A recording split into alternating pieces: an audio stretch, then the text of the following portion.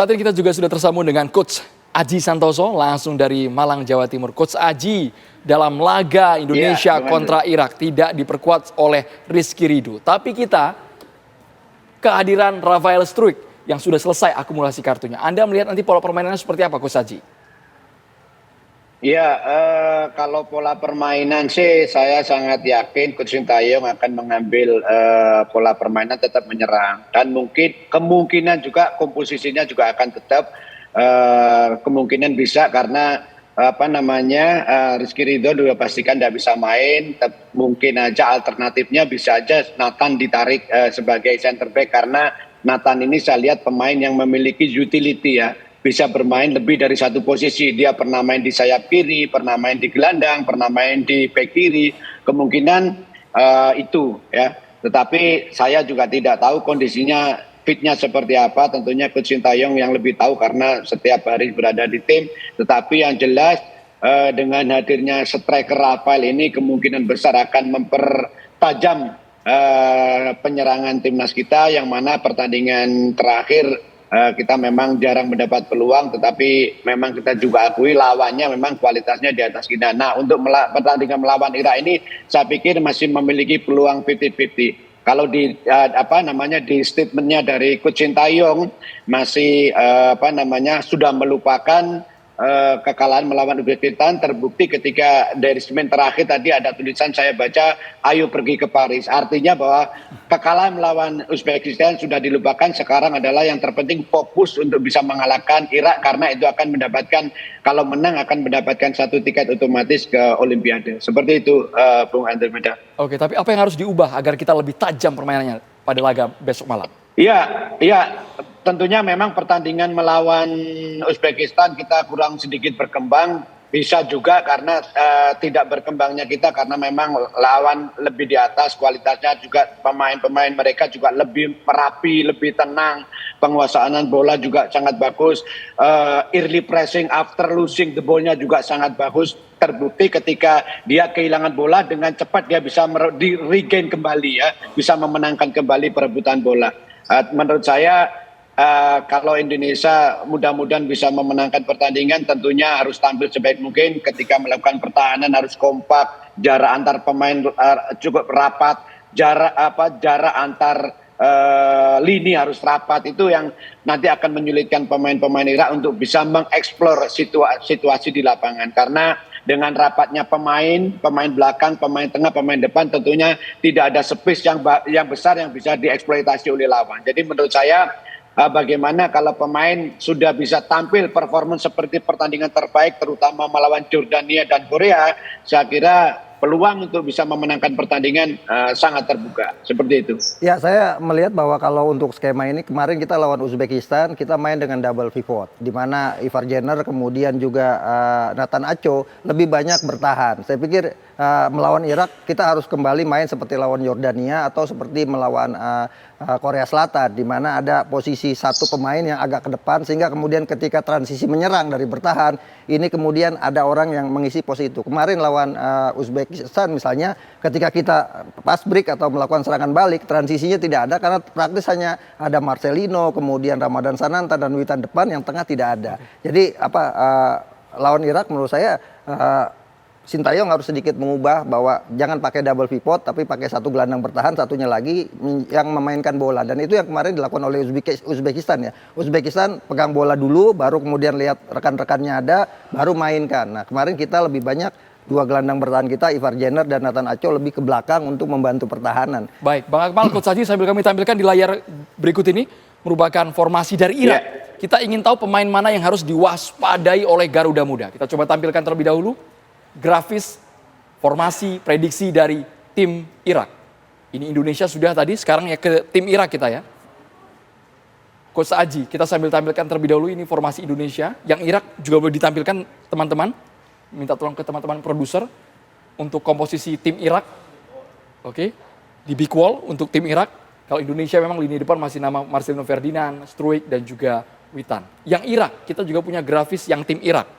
Bisa minta tolong produser untuk ditampilkan yang strategi dari tim Irak, karena tadi Bu Akmal sudah menyebutkan beberapa nama yang patut diwaspadai karena 6 pemain ini bermain di luar negeri, Bu Akmal ya. Nah ini, Bung Akmal, sambil kita tunggu. Berikut ini, Bung Akmal. Sepertinya masih Indonesia ini ya.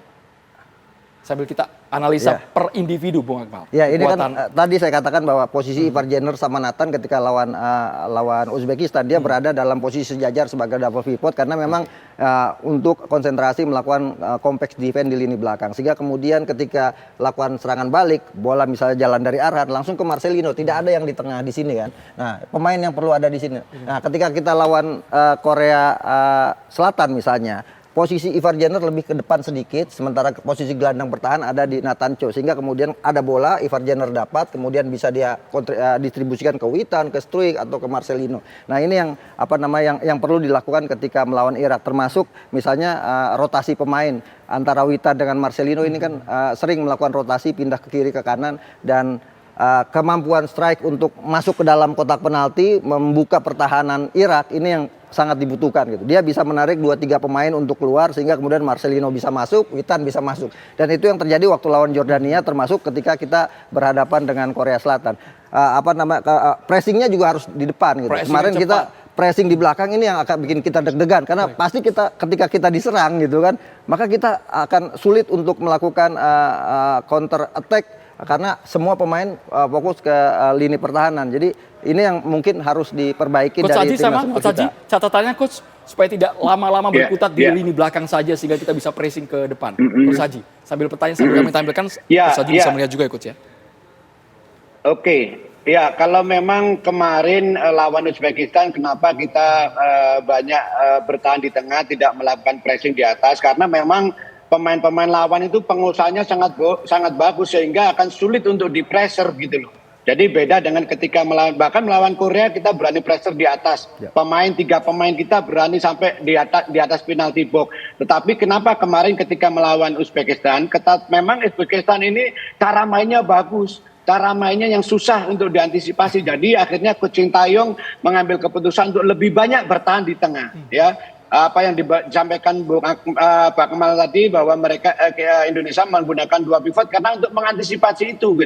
Karena Coach Sintayong sangat tahu bahwa kualitas tim lawan itu ada di atas kita. Makanya tujuannya adalah untuk memperkuat pertahanan. Ketika begitu dapat bola, kita akan keluar menyerang. Tetapi jangan lupa ketika kita bertahan mendapatkan bola, Uzbekistan ini melakukan perebutan kembali bolanya itu sangat cepat gitu. Akhirnya memang kita jarang sekali saya melihat sampai 5 sentuhan, paling 2-3 sentuhan sudah hilang, 2-3 sentuhan. Kenapa bisa hilang? Karena lawan melakukan pressure. Yang kedua, ketika pemain kita membawa bola, kurang banyak pemain yang bergerak untuk support. Jadi tidak ada pilihan. Tidak ada pilihan, itulah akhirnya agak kesulitan. Nah, ketika melawan Irak besok ini, ya tentunya menurut saya kualitasnya berimbang, jadi berani melakukan pressing di atas, tentunya tetap harus tetap fokus dengan pertahanan, tetapi ketika kita melakukan pressing di atas itu pemain-pemain pertahanan juga fokus untuk mengantisipasi apabila terjadi kebocoran-kebocoran sehingga bisa diantisipasi. Baik. Seperti itu, Bung. Ya, ini kalau kita lihat ini komposisi pemain Irak ya, ada 2 pemain yang main di luar saat ini ya. Ini Muqtadir Mohamed ini main di Rajastan, dan kalau bicara market value ini adalah pemain termahal yang ada di tim Irak saat ini dengan pasar mahal ya. Pasar termahal dengan 6,8 miliar rupiah. Ada juga kemudian Joseph Al-Amin ini yang main di Olimpik ya, di Olimpik Swedia. Kemudian juga ada beberapa pemain lagi yang tidak masuk di line up ini, seperti misalnya Dolausi yang juga pemain belakang digantikan posisi oleh Zaid di sini kan. Dolausi ini main di Schalke. Ini pemain yang juga sangat berbahaya, dan yang paling berbahaya Ali Jassemini. Ali Jassemini ini gaya mainnya mirip Marcelino Ferdinand. Dia bermain dari sayap untuk kemudian masuk ke dalam kotak penalti dan mengandalkan speed, dan berharap di kotak penalti itu ada pemain belakang lawan yang melakukan pelanggaran. 3 golnya semua dari titik penalti. Nah, ini yang harus sedikit diantisipasi oleh pemain kita. Ada juga Ibnu Hasan. Ini pemain striker dari tadi tidak masukkan di sini, pemain striker yang bermain di De Graafschap Belanda. pemain kelahiran Arnhem, artinya itu pemain keturunan ya. Sama dengan misalnya Rafael Struijk yang ada di Indonesia atau Nathan Acho yang ada di Indonesia, pemain keturunan yang kemudian membela Irak, dan itu pemain-pemain yang sejauh ini menjadi andalan utama dari pelatih Rada Seyhafiz ya, yang selama ini mereka bermain sebenarnya kalau dari kekuatan utama mereka ada di lini tengah. Jadi kita berharap lini tengah Moqtader, kemudian juga Hussein ini bisa dimatikan oleh Ivar Jenner dan juga Nathan Acho, atau kemudian Arkan Fikri yang bermain di tengah. Sehingga secara formasi mereka lebih cenderung defensif. Secara dengan formasi 4-2-3-1, ya, secara formasi ini mereka hampir mirip dengan formasinya Uzbekistan gitu kan. Mereka punya 4 pemain belakang, back sejajar, dan ini yang kemungkinan akan sedikit menyulitkan buat Indonesia dengan back sejajar. Artinya tugas Marcelino Witan akan lebih berat untuk bisa masuk ke dalam kotak penalti karena mereka sudah mulai ditutup dari posisi sayap kiri maupun sayap kanannya Irak. Head to head postur juga mereka kesannya lebih tinggi. Betul, secara fisik juga mereka kan termasuk negara yang Timur Tengah yang juga punya kemampuan fisik cukup bagus ya. Dan karakter bermainnya bola individual mereka juga cukup bagus, dan ini yang harus diantisipasi. Tapi tim ini sebenarnya punya kelemahan. Kalau Thailand bisa menang 2-0 melawan mereka gitu, kita dengan materi pemain yang saat ini yang terbaik, kita harusnya bisa menang melawan Irak di pertandingan ini gitu. Baik, kita ke Coach Aji. Coach Aji, saran Anda seperti apa agar dari babak pertama kita sudah bermain dengan pressing tinggi, bisa menyerang lebih dulu? Kita berharap merobek gawang Irak, Indonesia dulu yang dapat poin. Betul. Kalau kita bisa cetak gol lebih awal, itu akan memotivasi pemain. Secara dan itu yang terjadi kan. ya? Selama ini terjadi ketika kita ketinggalan, kita jatuh dan akhirnya kita kalah. 2 kali kan lawan Qatar kita kalah, Uzbekistan karena kita tertinggal lebih dahulu. Tapi ketika kita cetak gol lebih dulu, maka itu motivasi pemain tinggi dan kita terbukti bisa menang lawan Korea Selatan, lawan Jordania, kemudian lawan Australia. Coach Aji, saran Anda Coach Aji. Ya tentunya yang pertama pemain belakang harus lebih hati-hati karena pemain depan mereka juga memiliki kecepatan yang cukup bagus. Satu itu, yang kedua terus jangan sampai membuat pelanggaran yang tidak perlu di sepertiga pertahanan kita, apalagi di penalti box ya. Terbukti juga mereka sering mendapatkan penalti dari aksi individu ya. Ya, yang pertama itu pemain belakang kita harus lebih hati-hati, jangan terlalu rushing, jangan terlalu buru-buru mengambil pelajaran kalau tidak perlu. Satu. Yang kedua, pemain tengah kita bagaimana bisa mengantisipasi pemain tengah lawan. Ya, saya pikir memiliki kualitas yang berimbang lah. Kita juga punya gelandang-gelandang yang bagus. Nah, untuk pemain depan kita ada Marcel, ada Rafael, ada Witan. Tentunya bagaimana bisa bermain maksimal, bisa melakukan penyerangan-penyerangan yang tajam, terutama ketika pertandingan melawan Jordania. Saya ingin melihat lagi bagaimana ketajaman Marcelino, bagaimana ketajaman Witan ketika masuk sepertiga pertahanan. Mereka melakukan kombinasi 1-2 yang mana itu sangat sulit untuk diantisipasi lawan. Terbukti ketika gol kedua dan gol ketiga ketika melawan Jordania itu adalah merupakan kombinasi 1-2 di attacking third yang mana lawan sangat sulit untuk mengantisipasi. Kalau saja pemain-pemain depan kita termasuk pemain gelandang kita ketika melakukan attacking bisa melakukan kombinasi 1-2 touch combination in attacking third, saya pikir akan menculitkan Irak. Seperti itu, Bung. Prediksi skor singkat, Coach Haji? Ya, saya kalau memprediksinya agak sulit ya. Sepak bola itu sangat sulit untuk diprediksi. Tetapi bagi saya adalah bagaimana Indonesia menang. Itu aja harapan kita. Indonesia menang 1-0 aja sudah cukup. Seperti itu. Oke, menang 1-0.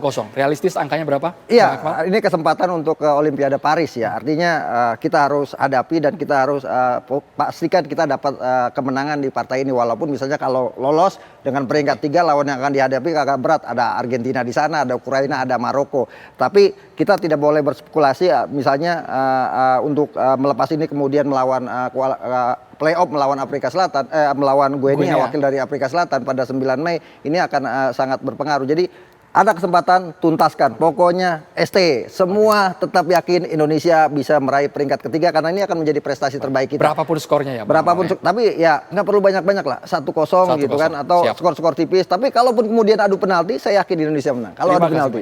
Bang Akmal dan juga Coach Haji, terima kasih sudah bergabung di Kabar Petang. Kita dukung penuh Garuda Muda besok malam langsung dari Doha, Qatar. Terima kasih Bapak-Bapak sudah tampil di Kabar Petang.